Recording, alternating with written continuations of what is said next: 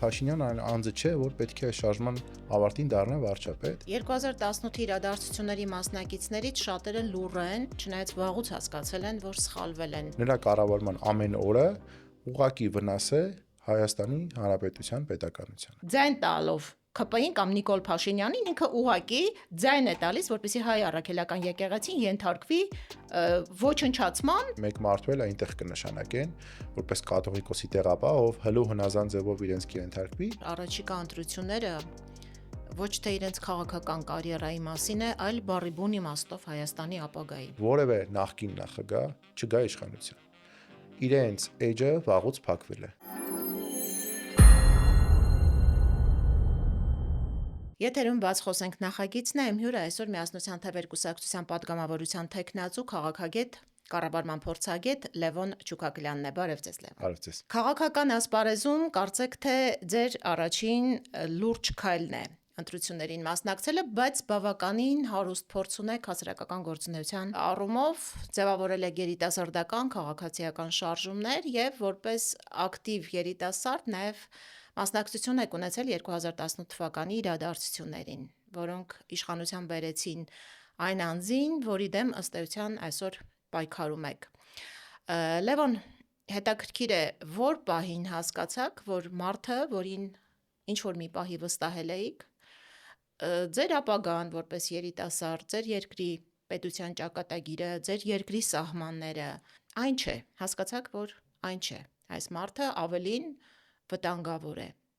Որ պահներ դա։ Եվ հոգեբանական ինչ փուլեր եք անցել այս ընթացքում այդ առումով։ Իմ եւ իմ ընկերների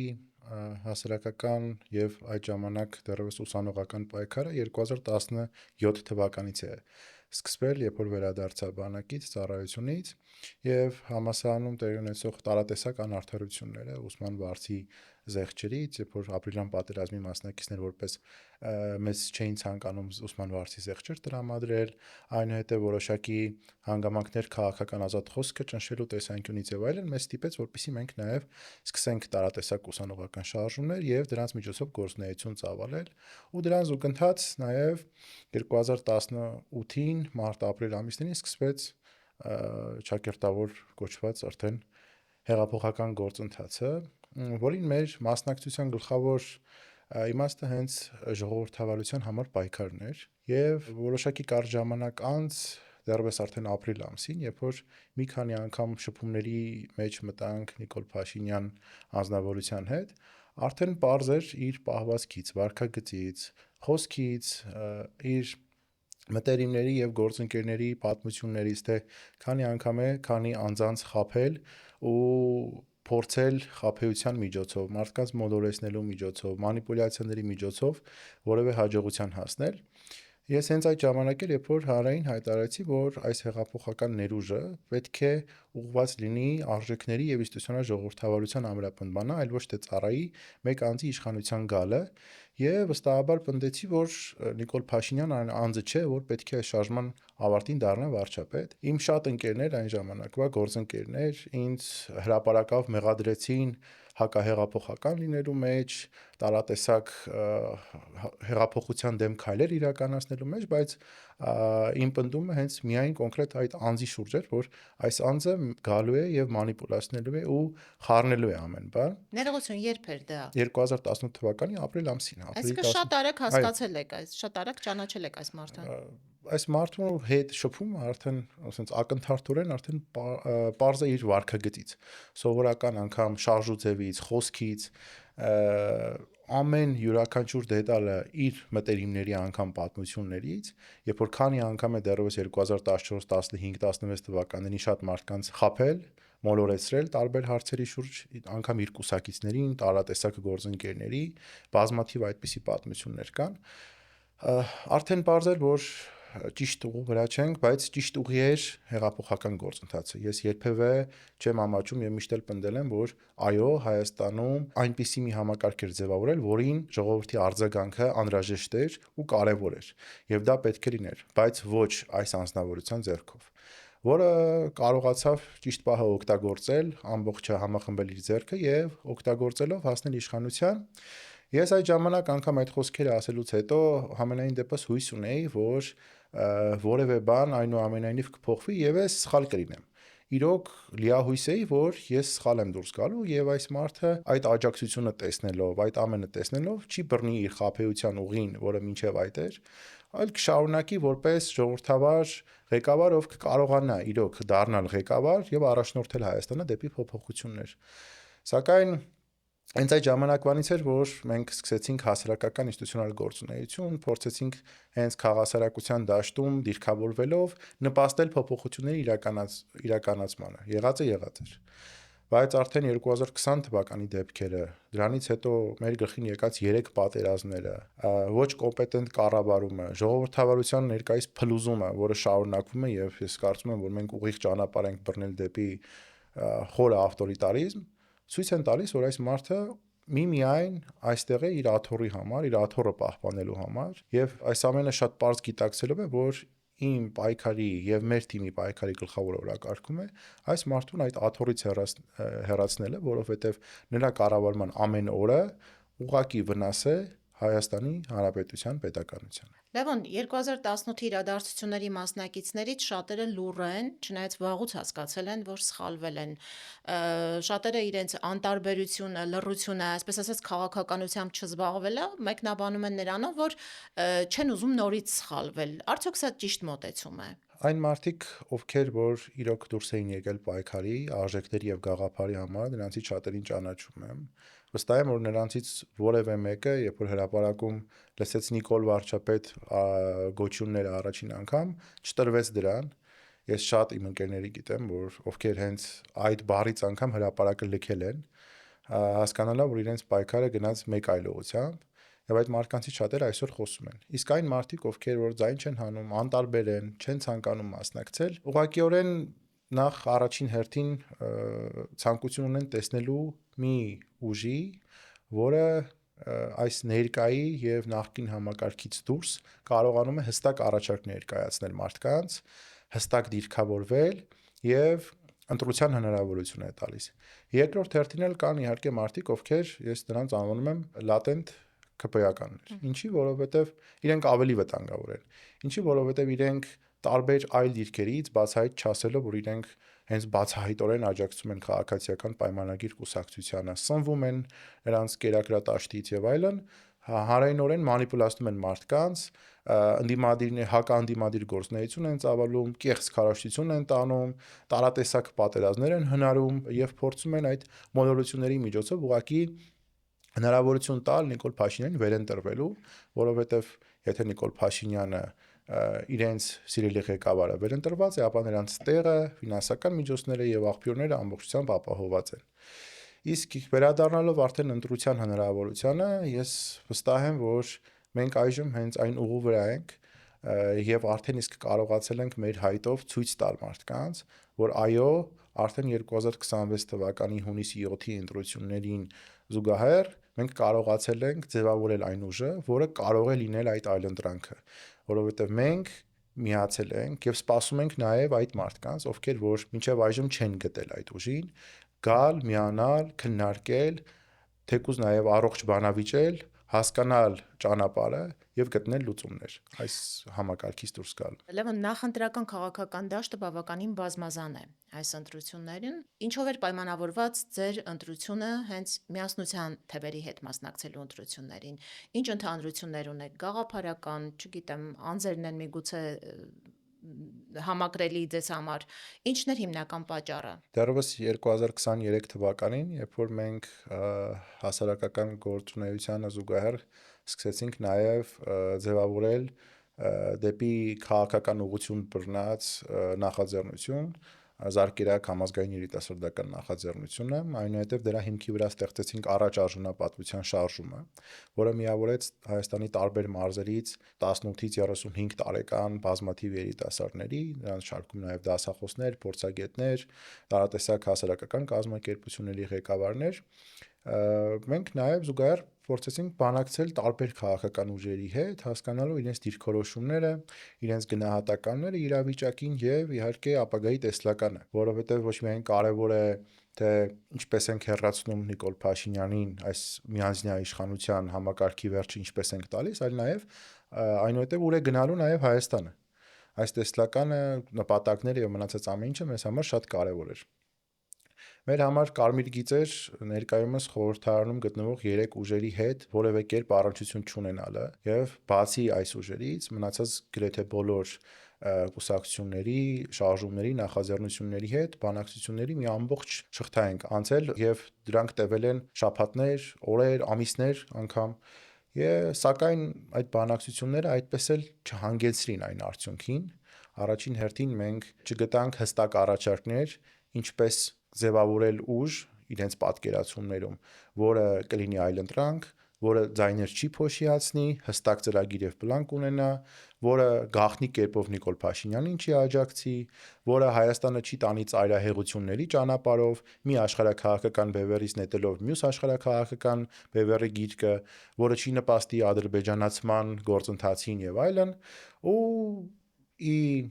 ուրախություն մեզ եւ նաեւ ի ուրախություն կարող եմ ասել Հայաստանի Հանրապետության քաղաքացիների մեր շարժումը ոչ թե հիասթափվեց, այլ շարունակեց փնտրել ու ի վերջո արդեն հունվար-փետրվար ամիսներին մենք սկսեցինք մեր բանակցությունները միասնության թվեր այն ժամանակ քաղաքական նախաձեռնության հետ եւ միանգամայն մեր համար հենց ամենասկզբից պարզ դարձավ, որ այստեղ հավաքված են այն կոմպետենտ մարդիկ, այն մաքուր հետագծող մարդիկ, ովքեր երբևէ թաթախված չեն եղել որևէ կոռուպցիոն գործընթացի մեջ, հին բարքերի կրողը չեն եւ երիտասարդների, նոր մտքերի, քննարկումների համար բաց են, պատրաստ են առողջ բանավեճերի, ծրագրային գործընկերության, բովանդակային գործընկերության առաջին հերթին եւ շատ բաց էին մեզ համար առաջին հերթին, որովհետեւ մեր շարժումը ոչ թե նպատակ ուներ գալ եւ մասնակցել որևէ ընտրական գործընթացի, այլ առաջին հերթին գալ միավորել եւ նվիրվել ամբողջովին գործին։ Ու մենք նաեւ հենց քաղաքական նախաձեռնության շրջանակներում շատերին ճանաչեցինք, ովքեր իրոք գործի նվիրյալ են, եկել են այստեղ գաղափարի համար, արժեքների համար ու կիսում էին այն օրակարգը, որ արդեն նշեցի։ Առաջին հերթին կարճաժամկետ գործընթացում Նիկոլ Փաշինյանի միանձնյա իշխանության հեռացում, այնուհետև նաեւ ամուր եւ ինստիտուցիոնալ ժողովրդավարությամբ, հստակ անվտանգային համակարգի ձևավորմամբ Հայաստանի ինքնիշխան եւ անկախ գոյության հարատեւական ընթացքի համար պայքար։ Այսինքն ինչն է ձեզ հիմնականում միավորում գաղափարական առումով։ Արժեքային առումով, գաղափարական առումով դրանք ինքնության համար պայքարն են, որ հայ ինքնության հասցվող հարվածներին դիմակայելու պայքարի մարտիկներ են բոլորն էլ եւ այս մասով մենք ամբողջը կիսում ենք։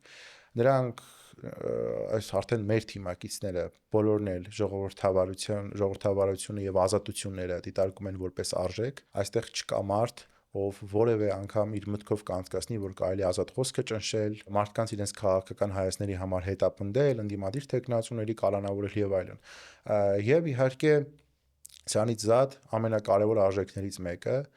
արժանապատվությունը, որը որ անգամ մեր շարժման անվան մեջ է, այդպես առաջ արժանապատվության շարժում։ Մենք դուրս ենք եկել պայքարի արժանապատվության համար եւ միասնության թվեր քաղաքական նախաձեռնություն այն ժամանակ եւս իր մեջ կրում էր այդ գաղափարը, որ մենք պետք է վերագտնենք եւ վերականգնենք մեր կորսված արժանապատվությունը, որը այս ներկա իշխանությունների ձեռով ամեն անգամ առավել նվազում է եւ մենք կարիք ունենք այդ արժեքները նաեւ փոխանցելու, տարածելու, խթանելու, որպեսզի այդ արժեքի շուրջ նաեւ մարդիկ համախմբվեն ու ի վերջո մենք միասնական ջանքերով, միասնության թևերով կարողանանք արժանապատվության վերագտման գործընթացը առաջ մղել։ Բայց ինչքան հասկանում եմ, ձեր պայքարը այնքան էլ հեշտ չի ընթանում, սահուն չի ընթանում։ Դուք հանդես եկաք մամուլի ասուլիսով, որտեղ նշեցիք, որ Արմավիրի ձեր երիտասարդ կամավորներին հետապնդում են, սպառնում, հեռու մնալ ձեզանից։ Լևոն, ես խնդրում եմ ընդհանուր առմամբ ներկայացնել, ինչպիսի դժվարությունների եք բախվում այս նախընտրական շրջանում եւ դա ինչպես է ազդում ընդհանուր աշխատանքների վրա։ Տեսեք, երբ որ հայտարարություն տարածեցինք, որ Արմավիր համայնքում, քանի որ մեր շարժման շատ անդամներ ունեինք հենց Արմավիրի մարզում, իհարկե նաև մյուս մարզերում եւս, հայտարարություն տարածեցինք, որ այստեղ մենք միացել ենք միասնության թվեր քաղաքական նախաձեռնությանը եւ Արմավիրում գրասենյակ ենք բացելու, բազմաթիվ երիտասարդներ սկսեցին զանգահարել, նամակներ գրել, որպեսզի գանք, միանանք եւ որպես կամավորներ աջակցենք ձեր պայքարին։ Մենք հանդիպում էինք կազմակերպել, որի ժամանակ կատարվել էր լուսանկարներ մեր հանդիպումից, քննարկվել էին մեր համագործակցության հիմնական շրջանակները, ներկայացվել էր մեր նպատակներն ու անելիքները առաջիկայում։ դեռևս նոր ստեղծվող ձևավորող համագործակցության մասին ընդհանրապես հրապարակում էր։ Դրանից հետո հաջորդ օրը տեղեկանում ենք հենց նույն կամավորներից, որ իրենց լուսանկարները, որը մենք հրապարակել էինք, տպվել էին, ուղարկվել էին քոլեջ, դպրոց, տարբեր մարդկանց իրենց ծնողների եւ բարեկամների աշխատանքի վայրեր, մարդկանց տարբեր աշխատակիցների, տնօրենների եւ այլն ներկայացվել է, որպեսզի իդենտիֆիկացնեն այդ ուսանողներին, երիտասարդներին եւ ճնշման լծակների միջոցով մենք հասկացանք, որ այդ մարդիկ ուղղակի սպառնացել էին, որ որոշների ծնողներին, տատիկներին, բարեկամներին աշխատանքից կհեռացնեն եւ երիտասարդները չպետք է մասնակցեն քաղաքական գործընթացներից, ընդհանրապես հեռու մնացեք, մի մասնակցեք,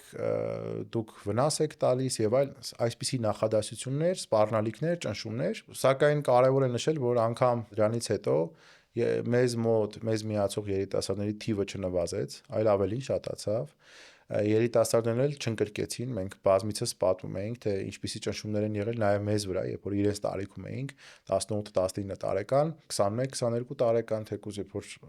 նոր կազմակերպում էինք որոշակի դիմադիր հավաքներ եւ այլն, իրենք էլ մեր խորհուրդը լսելով, որ իրենք ընդամենը փորձում են այդ սպառնալիքներով վախեցնել մարդկանց, բայց իրենց չհաջողվեց վախի մշակույթ տարածել, վախի ձևաչափով վախի մթնոլորտ ստեղծել, երիտասարդները մնացին, շարունակում են մինչև այժմ էլ մեր այդ գործընկերությունը եւ համանման դեպք գրանցվեց նաեւ Մեծամոր համայնքում, երբ որ մենք փնտրում էինք գրասենյակ վարձակալության համար, որպեսզի մեր ասոցիացիան թևերի գրասենյակը բացվեր, կարողանանք իրականացնել օրենքով սահմանված մեր գործունեությունը, բոլոր վարձակալության տրվող տարածքների հետ կապված կային տարատեսակ խնդիրներ եւ մի մասը խուսափում էր, մի մասն էլ սկսեց ուղիղ ներկայացնել, որ տարածքներ կան, որոնք վարձակալվել են վերևներից, անուններ չմատնանշելով, իրենց տրամադրվել է վարձակալության չափով գումար, որպեսզի մինչեւ հունիս ամսվա ավարտը ընդդիմադիրներին չտրամադրեն տարածքներ եւ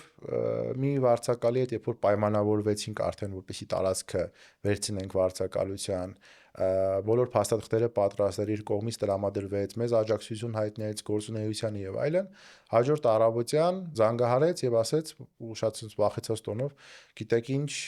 չեմ կարող տրամադրել, իմ հետ կապված լիքը հարցեր կառաջանան, խնդիրներ կան եւ այլն, չեմ կարող մանրամասնել, կներեք, բայց չի ստացվի տրամադրելը։ Եվ սա էլ ուղղակիորեն հետագայում ողջելով, որ այս մարդը նաեւ պետական աշխատանքի մեջ է գտնվում եւ այլն, մեր համար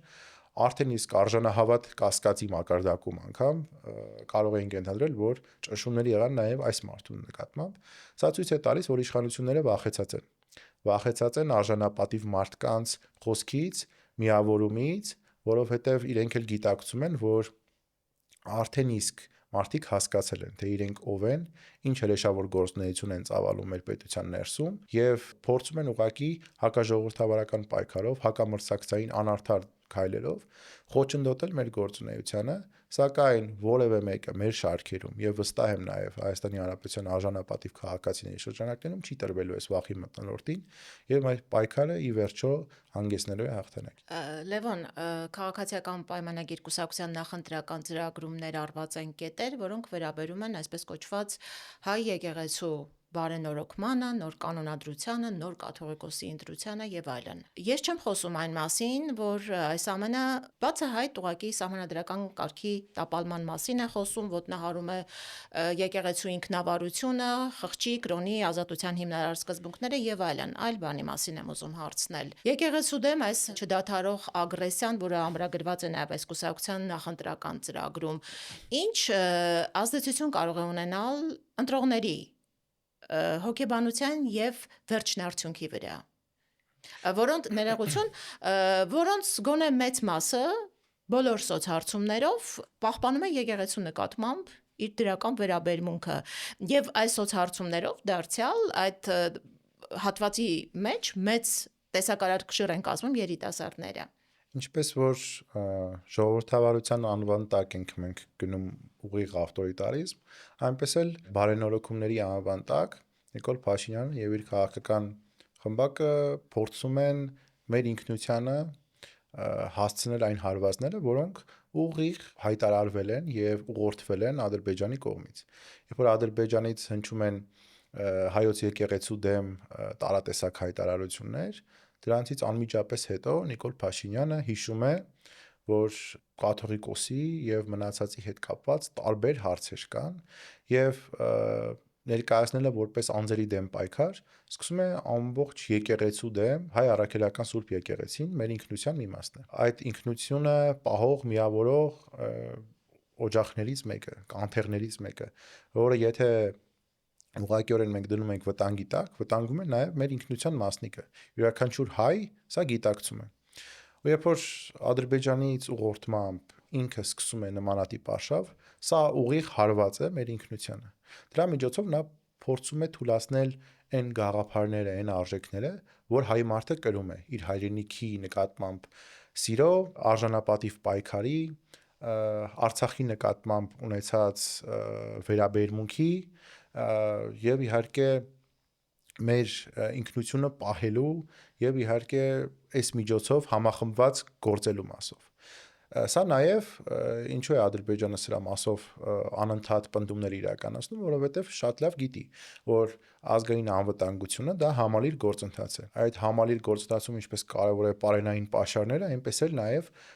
մարդկանց ինքնության, իրենց որպես ազգ նույնականացման, մշակութային ինքնության, կրոնի դերը եւ մնացած ամեն ինչը։ Եվ եթե այս տեսանկյունից մեզ թույլատնում են, հետեւաբար նաև թույլատնում են պայքարի ոգին։ Ինչով ենք մենք մեր քաղաքացիների հետ մենք մեզ անվանում հայ։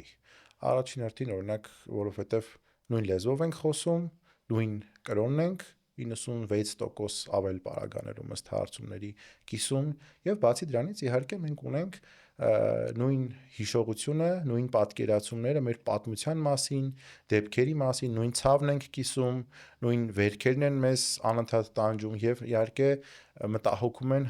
մեր պետականության, մեր ազգի, մեր հայրենակիցների խնդիրները, վտանգները եւ սպառնալիքները։ Եվ այս մասով երբ որ սրանք համախմբված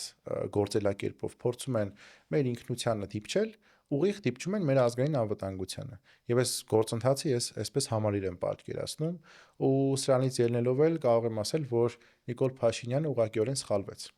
Երբ որ ինքը սկսեց արշավը, մի քանի անգամ փորձեցին անգամ տիրադավների միջոցով, տարբեր մարդկանց ներգրավման միջոցով, ստերի մանիպուլյացիաների միջոցով փորձել վարկաբեկել եկեղեցուն, բայց չստացվեց։ Ավելին իրենց ռեյտինգը ավելի նվազեց, չնայած չեմ պատկերացնում այլուր պետք է նվազեր, բայց ավելի նվազեց այս ամենի արդյունքում ու իրենք հասկացան, որ այս փուլում առնվազն իրենք ի վիճակի չեն սովորական ժողովրդավար մեթոդներով, եթե անգամ այդպեսին փորձում էին իրենց դրսևորել եւ ցույց տալ առնվազն արտաքին աշխարհի համար, հասնելու հաղթանակի այս պայքարում, որովհետև մարդիկ ուղղակի չէին աջակցում իրենց համակիրներն էին, Թալինից բերված մարդիկ էին, ինչպես այդ հավաքի ժամանակ պարզ դարձավ, տարբեր կուսակիցների ընտանիքի անդամներն էին եւ երբևէ աղոթքի կամ պատարագի չմասնակցած իրենց ոչ այդքան հավատացյալ գործընկերներն էին ընդհանրապես, ովքեր որ հավաքվել էին ընդհանրապես մեկ անձի դրդմամբ Ադրբեջանից ուղղորդված գործընթաց ծավալելու համար։ Ի վերջո հասկացան, որ իրենց պետք է գալ իշխանության եւ դրանից հետո արդեն կարողանալ ավտորիտար գործելակերպով, ճնշումներով, սպառնալիքներով, կոմպրոմատներով, ուժային կառույցների միջոցով փորձել հարցերը լուծել, դրա համար էլ ներդրել են սա իրենց ծրագրում։ Եվ իմ կոչն է հանրությանը, մարդկանց, որպեսզի եթե իրենք իրոք փորձում են նայել բովանդակային առումով, ծրագրային առումով, շատ լավ կլինի, որպեսզի ընթերցեն իրենց ծրագիրը, տեսնեն, որ սա ուղիղ սպառնալիք է, ուղիղ տեքստով մեզ ասում են, որ մենք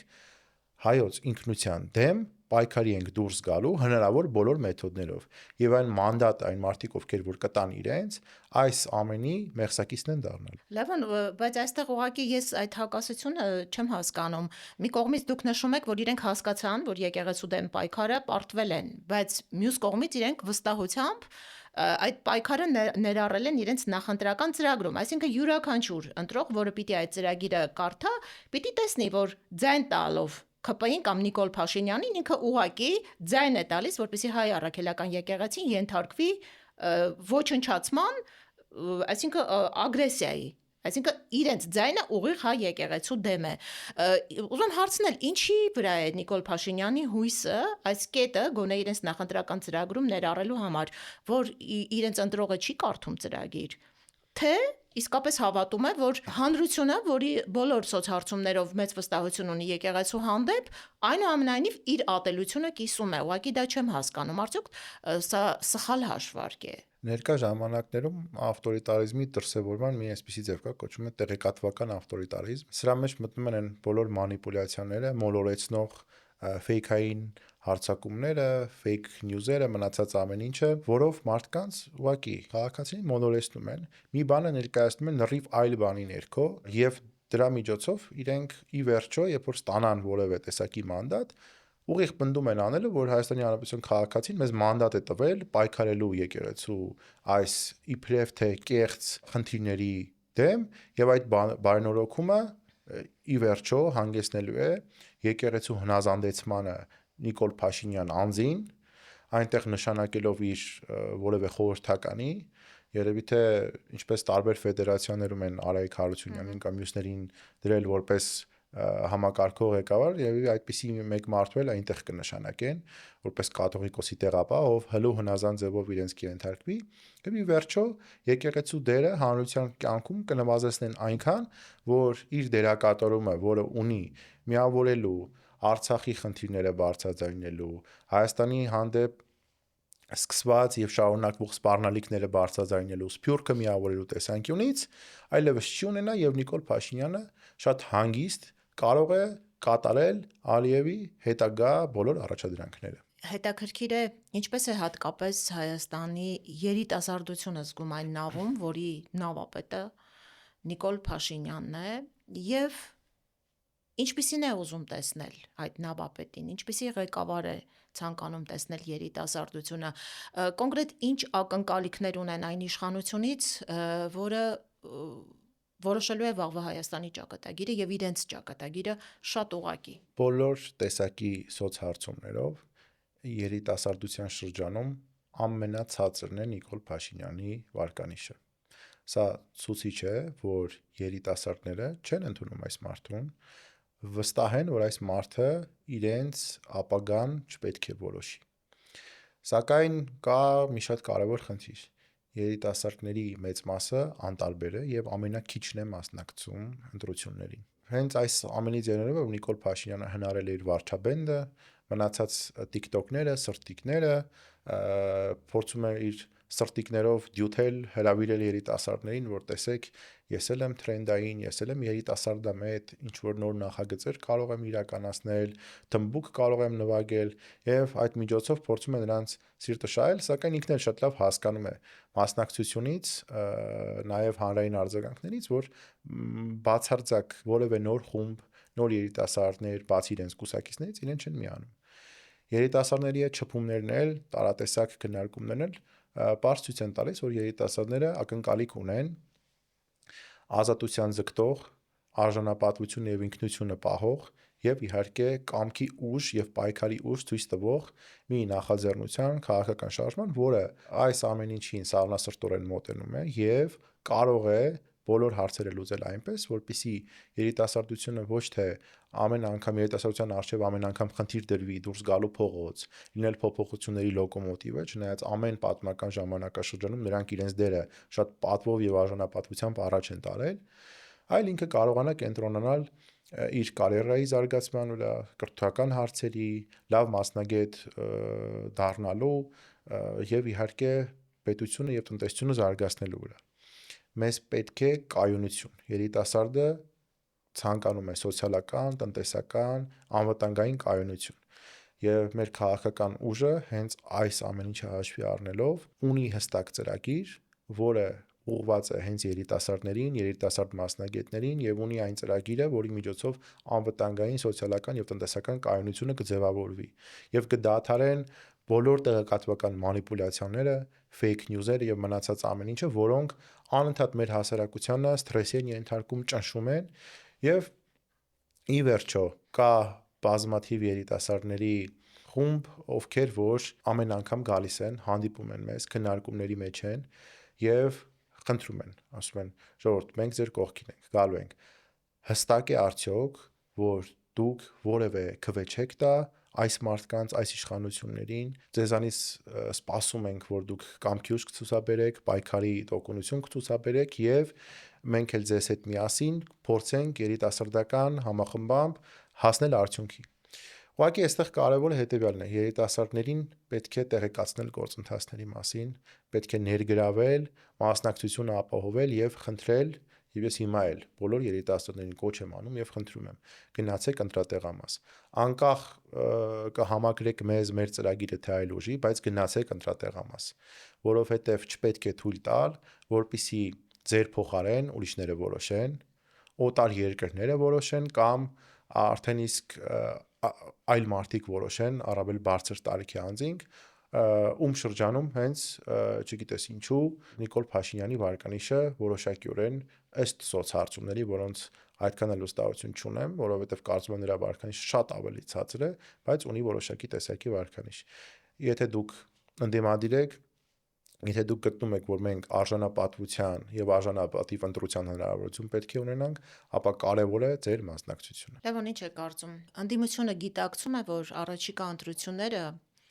ոչ թե իրենց քաղաքական կարիերայի մասին է, այլ բառի բուն իմաստով Հայաստանի ապագայի լինել չլինելու մասին։ Կա այդ գիտակցումը անդիմության մեջ։ Ընդդիմությունը շատ բազմաշերտ համակարգ է։ Այստեղ կան տարատեսակ խմբերից միջև տարբեր չափի եւ տրամաչափի կուսակցություններ, որոնց հետ շփումներում մեծամասամբ տեսել եմ, որ կա Նիկոլ Փաշինյան անձին հեռացնելու եւ այս իշխանությունից ձերբազատվելու քաղաքական կամք եւ նպատակադրումներ։ Սակայն ցավոք հարցեր են առաջանում շատերի մոտ իրենց ամբիցիաների եւ այս գործընթացում ներգրավման տեսլականների, ձևաչափերի, դաշինքներ կազմելու հետ կապված։ Բացի դրանից, քաղաքական տրամաբանությունը հուշում է, որ կան մարդիկ, ովքեր որ ընտրողներ, ովքեր որ մի կուսակցության մյուսի հետ լինելու պարագայում ամենևին էլ չեն ցանկանում աջակցել տվյալ կուսակցությանը եւ այլն։ Կան խնդիրներ, որից ելնելով ընդդիմությունը ի վերջո մեկ միասնական ճակատով հանդես չեկավ։ Սա էլ լավ գիտակցելով իմ տեսակետը այն էր, որ մենք պետք է գտնենք այն ուժին եւ մեր թիմի տեսակետը այն էր, որ պետք է գտնենք այն ուժին, որը կկարողանա մեկ մեծ բևեռ ձևավորել երիտասարդների, տարբեր մասնագետների, տեխնոկրատ անձանց, կոմպետենտ կառավարիչների հետ միասին, որը կարողանա հենց երիտասարդության եւ իհարկե այն քաղաքացիների շրջանակներում, ովքեր այս այլընտրանքին էին սպասում, ձևավորել իր ներուժը։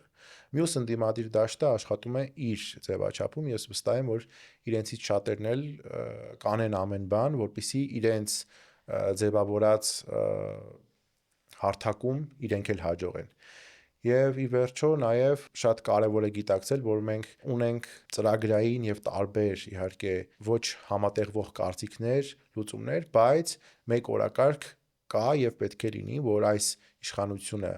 հեռանա եւ դրանից հետո առողջ բանավեճի եւ առողջ քննարկումների շրջանակներում կարողանանք առաջ գնալ։ Բացի դրանից կարևոր է, որովհետեւ մեր հասարակությունը հոգնել է, որ որևէ նախկին նախագահ չգա իշխանության։ Իրենց էջը վաղուց փակվել է։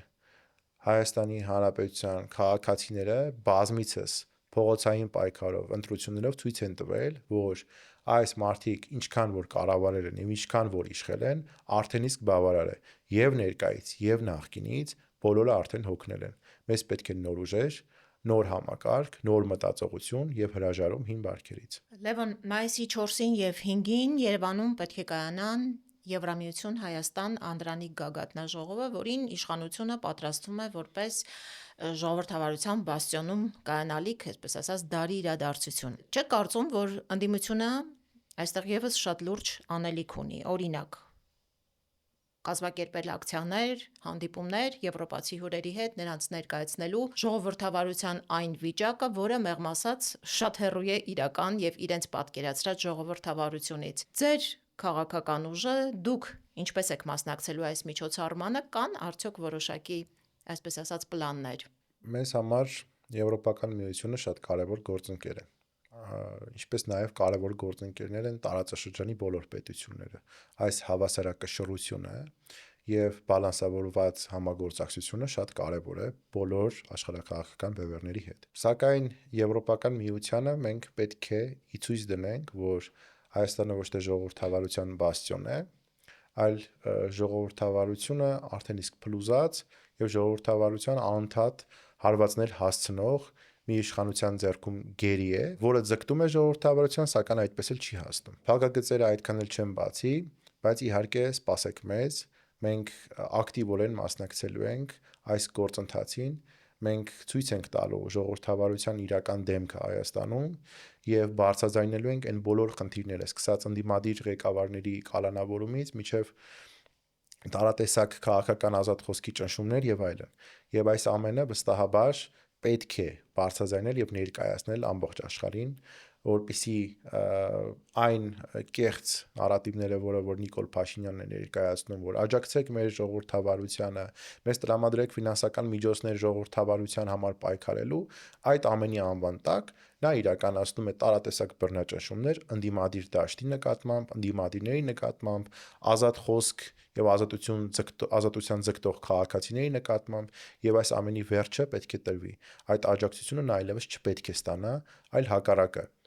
Պետք է Եվրոպական միության հետ ձևավորվի գործընկերություն հենց ժողովրդավարություն ձգտող ուժերի միջև եւ Եվրոպական միությունն էլ պետք է իմանա եւ գնահատի ինչ է կատարվում այստեղ ու որպես լավ բարեկամ գործընկեր իր աջակցությունը հայտնի ժողովրդավարությանը, այլ ոչ թե այն կեղծ գործընթացներին, որը տանում է իշխանությունը։ Շնորհակալություն Լևոն, նախ բաց խոսելու մեր առաջարկը ընդունելու համար, հետաքրքիր մեկնաբանությունների համար։ Ես ձեզ հաջողություն եմ մաղթում, որովհետև դուք այս պահին ներկայացնում եք քաղաքական մի ուժ, որը քաղաքական դաշտում իսկապես այլընտրանք է։ Հայաստանում դժվար էր միասնական թեկուս ընդդիմադիր մեկ բևեռ առաջարկել այն հասարակությանը, որը տարիներ շարունակ հարյուրավոր, հազարավոր,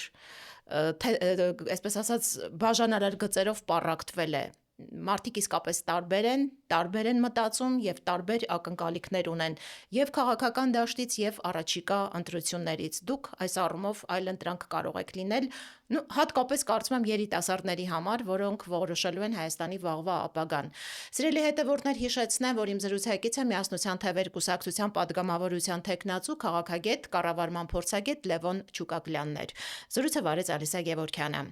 Հետևեք մեր թողարկումներին, բաժանորդագրվեք, թողեք ձեր մեկնաբանությունները, եթե անգամ համաձայն չեք այստեղ հնչած տեսակետների հետ։ Ցտեսություն, մինչ նոր հանդիպում։